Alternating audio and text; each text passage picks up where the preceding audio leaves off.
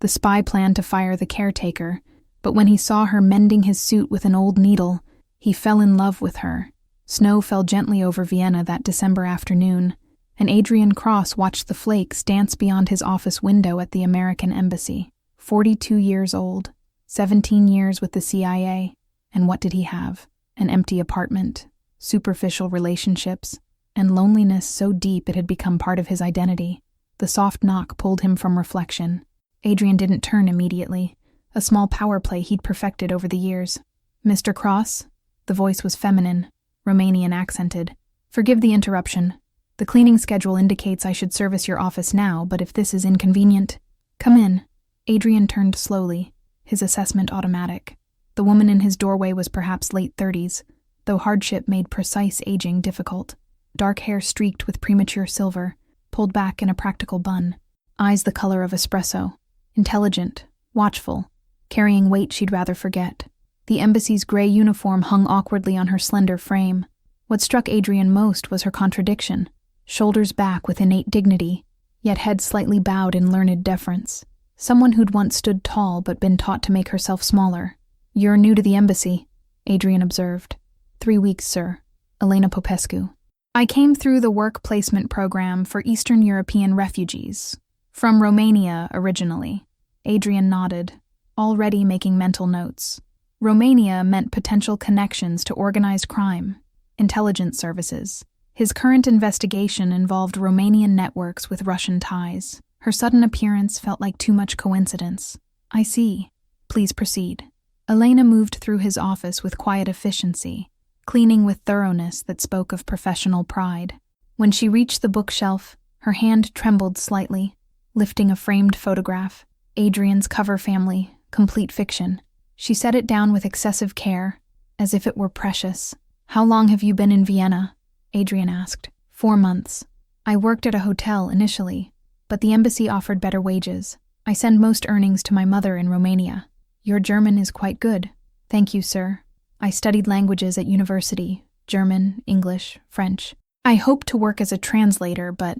A small gesture encompassing derailed plans. Life had other destinations.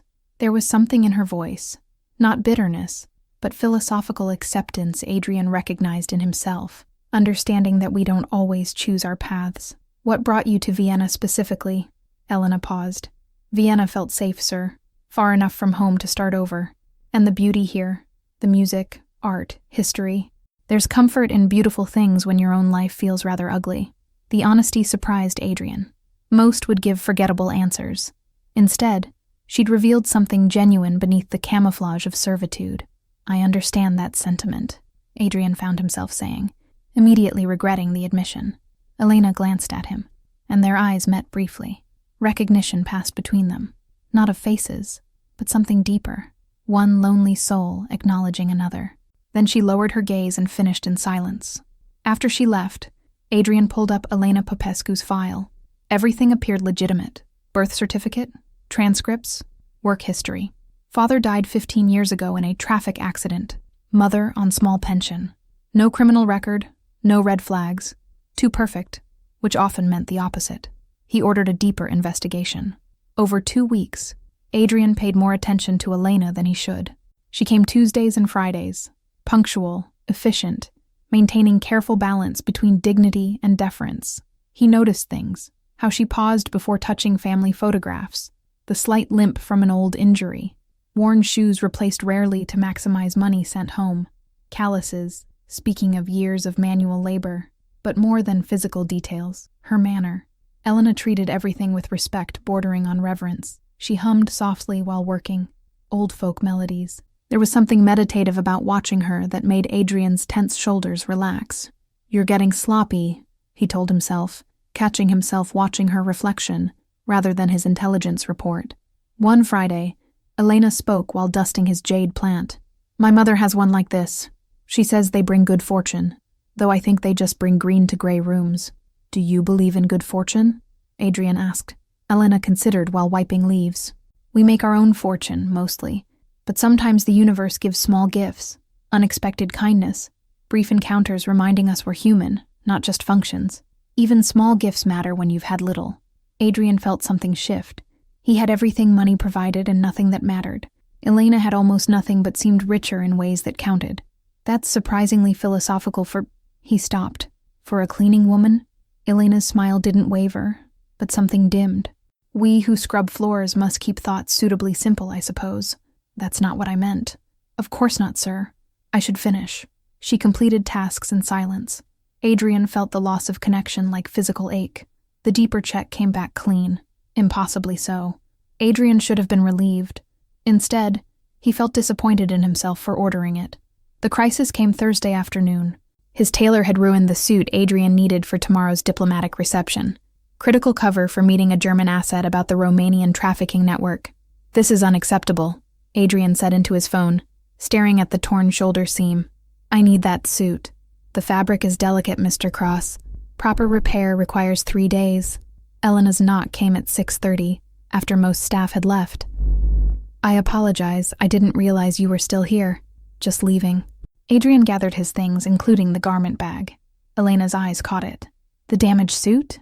I heard people talking. News travels fast. May I see? Adrian unzipped the bag. Elena's expression changed. Professional assessment replacing curiosity. I can repair this. The tailor said it requires 3 days. The tailor fears his reputation. But I know this weave. My mother worked in a textile factory for 30 years. She taught me to sew before I could read. With proper technique and patience, I can make the repair invisible. This wasn't false confidence. Elena knew exactly what she could do. How long? Give me tonight.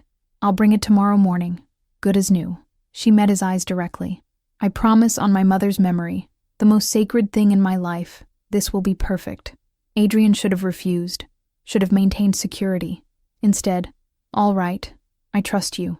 The words surprised them both. Adrian tried working, but couldn't concentrate. At 11, unable to focus, he walked through deserted corridors toward the basement custodial offices. He heard her before he saw her. Soft humming, an ancient melody. Through the half-open door, he saw Elena under a desk lamp, his suit across her lap. She'd removed her uniform jacket, revealing a cardigan that actually fit, reading glasses perched on her nose, and in her hands, a needle, ancient. The metal had the warm patina of age, worn smooth by decades of use. This wasn't a store purchase. This was an heirloom carrying the history of all hands that had wielded it. Adrian watched, transfixed. Her fingers moved with balletic grace, each stitch perfectly placed. She'd periodically hold the suit to light, examining from different angles. Absolute concentration. Not just a task, but craft to be honored. Without armor of oversized uniform and neutral expression, Elena was beautiful. Not conventionally, but in the way real beauty manifests. Through character in every line, through competence in skilled hands, through dignity of honest work done with pride. Adrian felt something crack open in his chest, some frozen place sealed off years ago. You've been standing there 10 minutes, Elena said without looking up. You move silently, but your cologne is distinctive. Adrian's pulse spiked. I wasn't hiding. Weren't you? You move like a shadow even with no reason. Now she looked up, amused. You've been invisible so long. You've forgotten how to simply walk into a room. Adrian stepped inside, drawn by something unnamed. You're perceptive.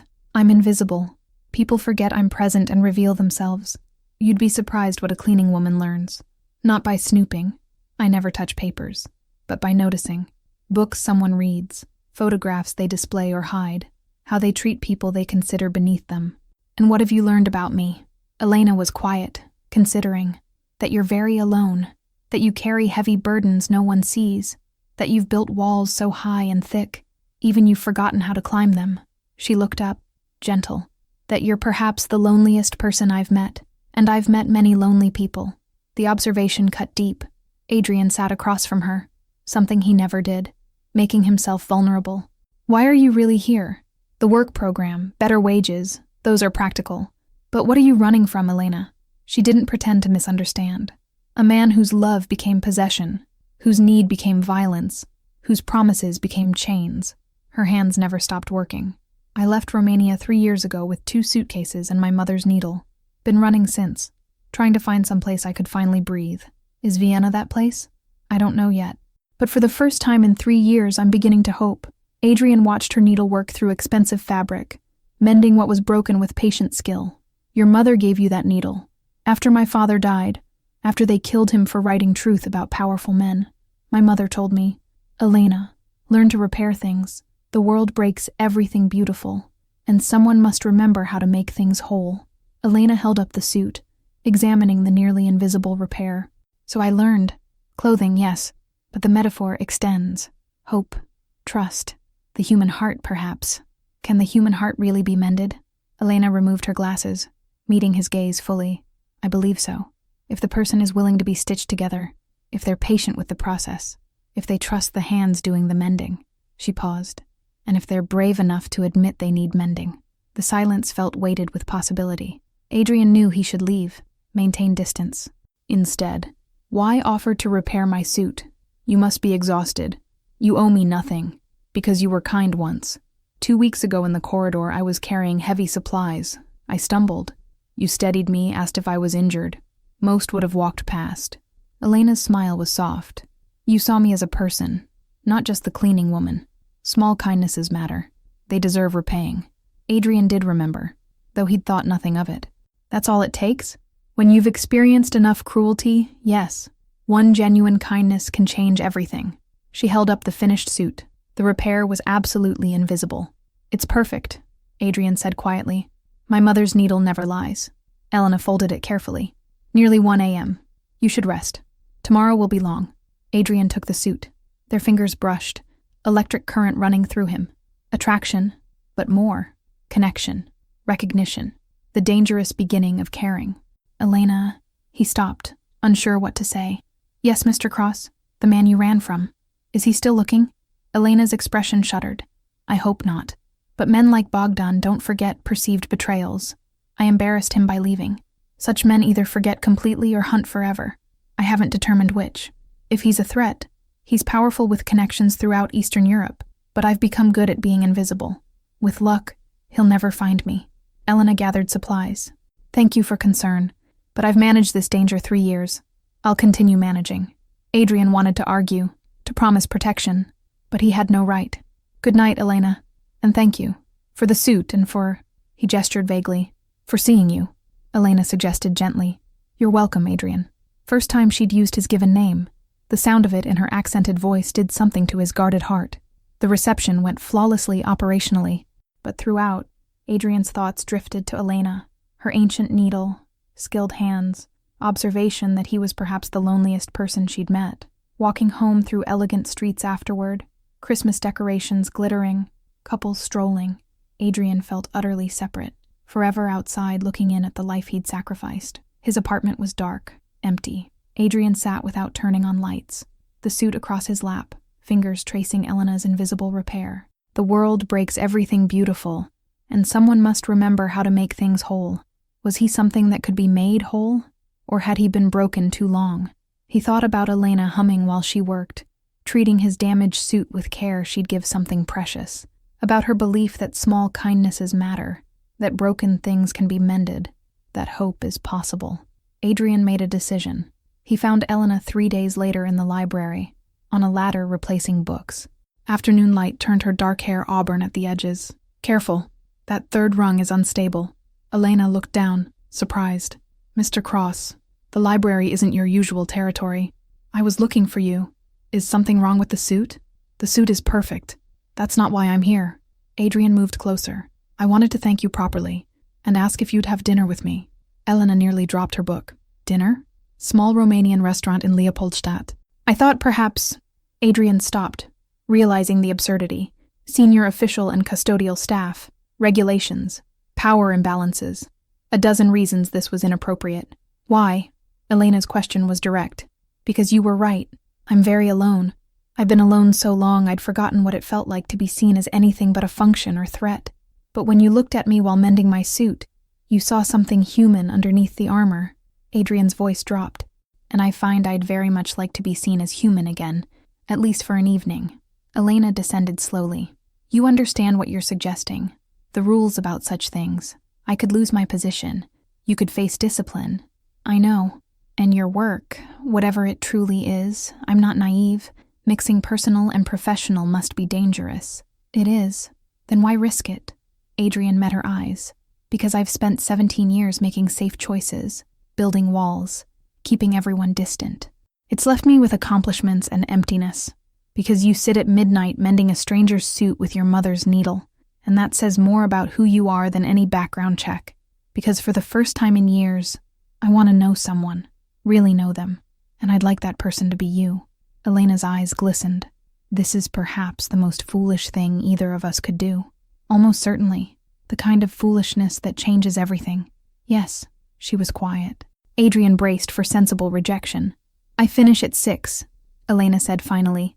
I'll meet you at the restaurant. We must be discreet, but I'll be there. She touched his hand briefly. Because I'm lonely too, Adrian. And because you saw me as human when I'd forgotten I was more than a function. I can return that gift. 7 o'clock. Casa Romaniasca. Blue door near the canal. I know it. Elena's smile was complicated, sad and hopeful. My mother would say I have more courage than sense. Continuing with remaining 2,000 words to complete the story with their relationship development, the threat from Bogdan emerging and being resolved, and their eventual happy ending together, maintaining the mature, contemplative tone for the 50-75 audience while staying within 5,000-word limit. The restaurant was warm, intimate. Elena arrived transformed. Simple navy dress, hair loose, subtle makeup. Without her uniform's armor, she was stunning. Over authentic Romanian food, they traded truths. Elena talked about her father's journalism that got him killed, her mother's determination she'd survive, the man whose love turned violent. Adrian shared about growing up rootless, joining CIA partly to serve, and partly because no attachment seemed easier, the moral compromises that accumulated like scars. You protect people even when it costs your humanity, Elena observed. And I fix broken things, including myself. We recognize in others what we carry in ourselves. They walked Vienna's streets after, building understanding with every word. At a bridge, Elena said quietly, I dream of life where I'm not running. Small apartment, plants in windows, morning coffee drunk slowly. Does that sound foolish? Not at all. What else?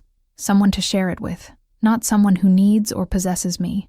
Just someone who sees me and thinks, yes, this person. I choose this person. She looked at him. What do you dream of, Adrian? I stopped allowing dreams years ago. Seems safer. That's not an answer. Adrian thought about his empty life. I dream of feeling alive again, caring about something beyond the next operation, coming home to someone who knows my real name, being seen as human instead of weapon. He touched her face. I dream of being seen the way you see me. Adrian, this is insane. We've had one dinner. I know you're vulnerable, and I'm in power position, and every protocol says this is wrong. But Elena, I haven't felt this alive in years. You see past 17 years of armor. If I have to choose between my career and you, I choose you. Every time. Elena's tears fell. No one has ever chosen me over anything. Adrian pulled her close. You matter, Elena. More than perhaps is reasonable for how briefly we've known each other. She kissed him then, and Adrian kissed back with 17 years of loneliness. When they parted, both breathless, Elena whispered, This is the most foolish thing I've done. Same. They went to Adrian's apartment, made love slowly, learning each other's scars, hers from violence, his from operations, fell asleep tangled together, two people who'd spent years alone finally finding shelter. The next 3 weeks were careful choreography, professional distance at the embassy, but evenings building something real over dinners in quiet restaurants. Elena told him about Cluj-Napoca, her mother, dreams set aside. Adrian shared about the weight of his work, the moral costs, the slow erosion of certainty. You carry all the weight and none of the lightness, Elena observed. You can protect people without destroying yourself, by allowing moments of joy, by believing you deserve happiness. On their 6th dinner, Adrian told her about his investigation of Bogdan Lupe, Romanian intelligence officer, violent, dangerous. If he's looking for you, you've been investigating him? Elena's tone was careful. I needed to understand the threat. If you're in danger, I can help. I'm not something that needs rescuing.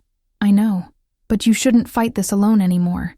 Let me protect you, because I love you, Elena.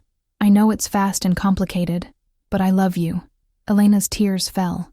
I love you too, against all logic.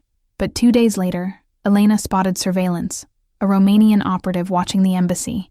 When Adrian ran the description, His stomach dropped. Vasile Ionescu, known associate of Lupe. Adrian moved Elena to a safe house immediately, coordinated with his station chief to build a case against Lupe using resources from multiple agencies. 3 weeks of separation nearly destroyed him, but they built an airtight case. Trafficking, corruption, intelligence violations. Multiple countries issued warrants. When it was done, Adrian went to Elena. "It's over," he said, pulling her into his arms at the safe house. "Lupe is finished. Multiple countries want him. He can't touch you ever again." Elena clung to him. "Truly?" "Truly. And the station chief is facilitating asylum for you. You can stay in Austria legally, permanently. We can be together. No more secrets or separation."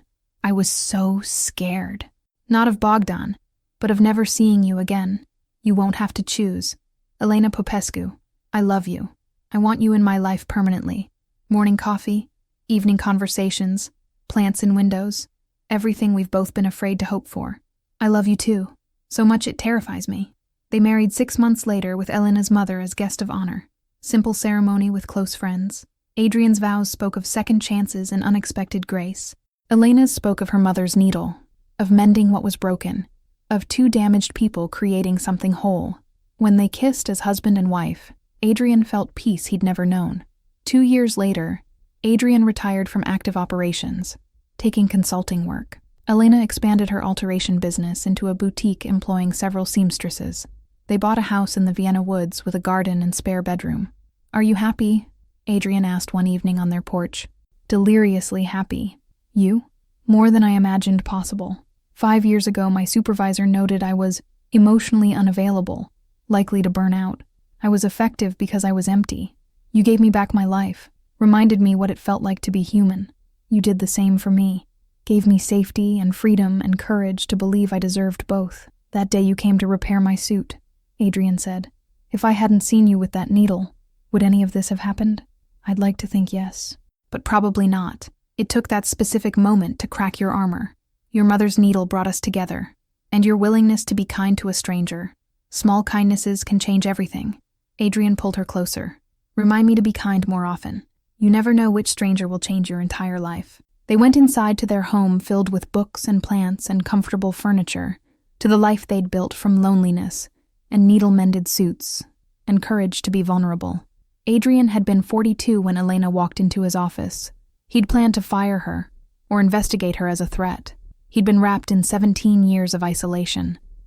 Then he'd seen her mending his suit at midnight with her mother's needle, and something in him recognized something in her. She'd mended his suit and somehow mended him. He'd protected her and given her freedom to stop running. Together, they'd built something neither thought possible. Genuine connection, being seen and chosen. Love that felt like home. His career had been remarkable, but none of it compared to this. Sitting with the woman he loved, planning an ordinary evening of dinner and conversation. Some things were worth losing everything for, and some things, like a Romanian seamstress with an ancient needle and courage to help a stranger, were worth more than everything else combined. He'd been ready to fire her. Instead, he'd fallen in love with her. Best decision he'd ever made.